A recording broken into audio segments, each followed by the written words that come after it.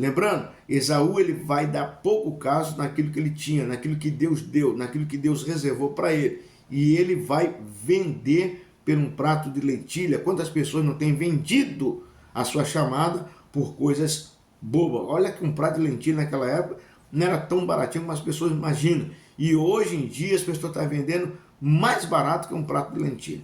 Nós vamos para o quarto, agora que no caso é Rubi. Rubi é o quarto primogênito, ou seja, o quarto primogênito rejeitado por Deus. Ele, na verdade, ele é filho de Jacó, é o primogênito de Jacó. Isso está registrado em Gênesis capítulo 49, versículo 3. Lembrando que ele é rejeitado por profanar o leito do pai. Lembrando que ele é o filho de Jacó, ele é o mais novo, mais velho, perdão, de 12 filhos, ele é o mais quisto, ele é o mais apresentado, ele é o mais notado entre a família. Você vai encontrar lá que Jacó, perto da beira da morte dele, ele vai selecionar os seus filhos, vai dar uma ordem para que ele pudesse se ajuntar ali, né, que ele ia partir as bênçãos, ou seja, lembrando que a bênção da primogenitura são duas bênçãos.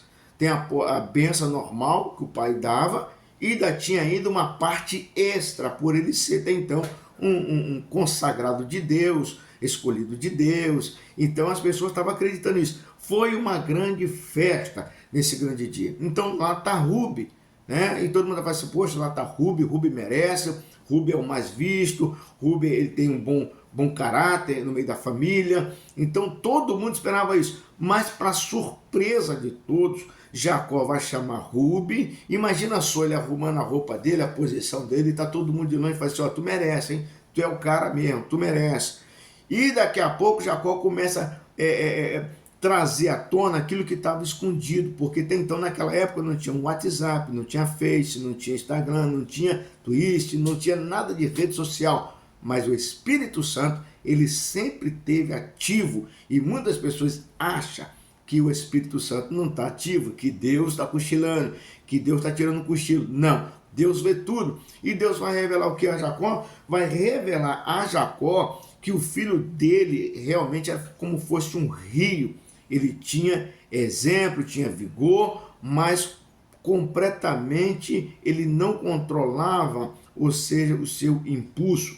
Vamos dar uma olhadinha nisso aqui, porque ele vai profanar o leito do pai, ou motivação espiritual, ou seja, impureza e instabilidade.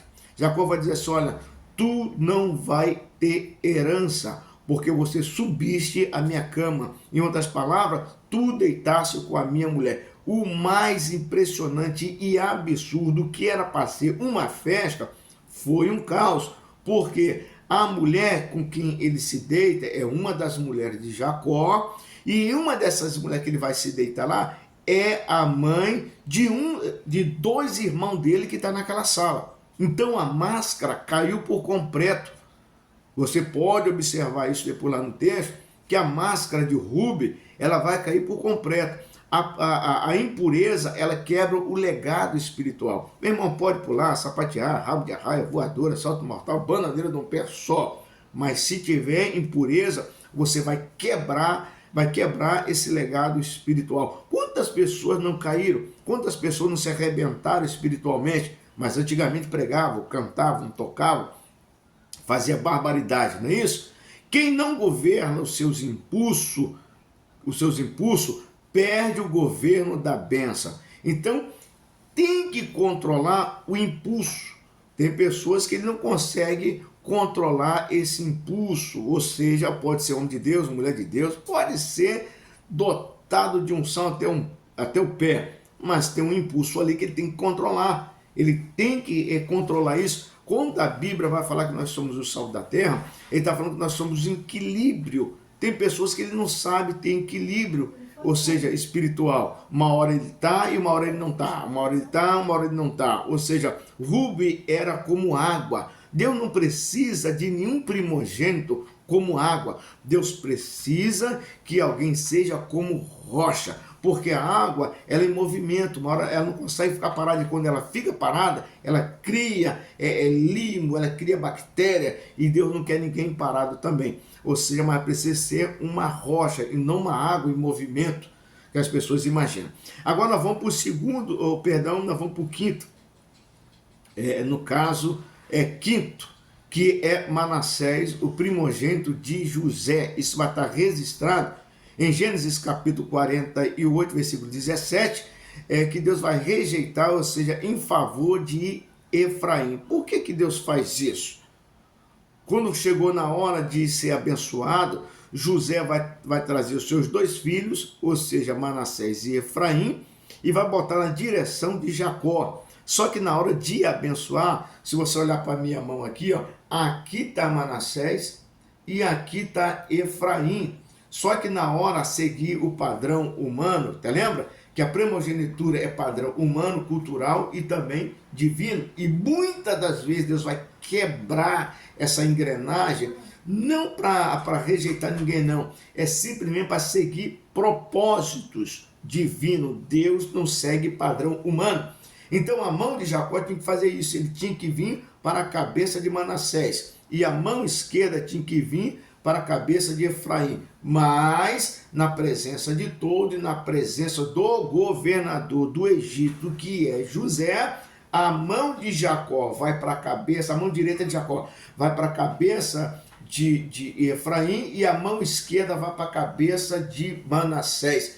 Isso trouxe um transtorno bem grande, como está registrado em Gênesis capítulo 48, versículo 14. As mãos cruzadas de Jacó representa o mover surpreendente da graça. Jacó cruza as mãos para abençoar os filhos de José. Isso está em Gênesis. Lembrando, quando ele cruza as mãos assim, ou seja, que a mão direita vai para a cabeça de Efraim, José quase tem um infarto. Você pode observar o texto. E José vai dizer para o pai dele: não, pai, não é assim não. Peraí, o senhor pode ser o patriarca, eu sei disso, o senhor tem um conhecimento, mas provavelmente deve ser a idade. Que tem que ser abençoado primeiro é Manassés. Só que Deus não segue padrão humano, Deus segue propósito divino. Muitas das vezes você pode estar orando e dizer assim: Deus, eu tenho 3 filhos, 4 filhos, não sei, vai ser Deus, salva primeiro fulano, porque fulano precisa ser salvo, precisa ser liberto. Aí Deus veio de salvar o primeiro, Deus salva o do meio. E muitas vezes tu está orando para Deus salvar o filho do meio, Deus salva o último. Por que isso? Porque Deus não segue padrão humano.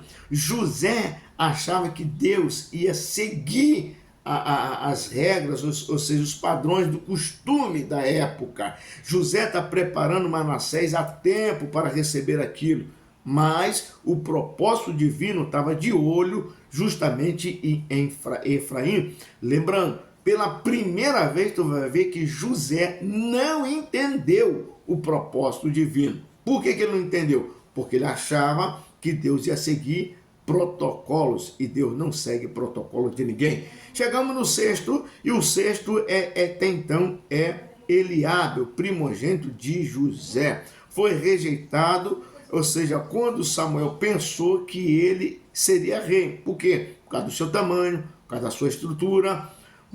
Motivo espiritual: aparência exterior sem um coração segundo a Deus. Ou seja, poderia ter uma aparência boa, poderia ter altura, mas não tinha um coração segundo o de Deus.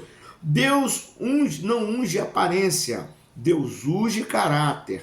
Tá? Deus nunca vai ungir ninguém pela aparência, Deus vai ungir por caráter. Aí vai perguntar assim: poxa, mas por que tem pastor aí que não vale nada?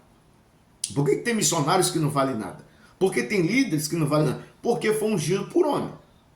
Mas quando é ungido por Deus, Deus não vai ungir ninguém por aparência, Deus vai ungir por caráter.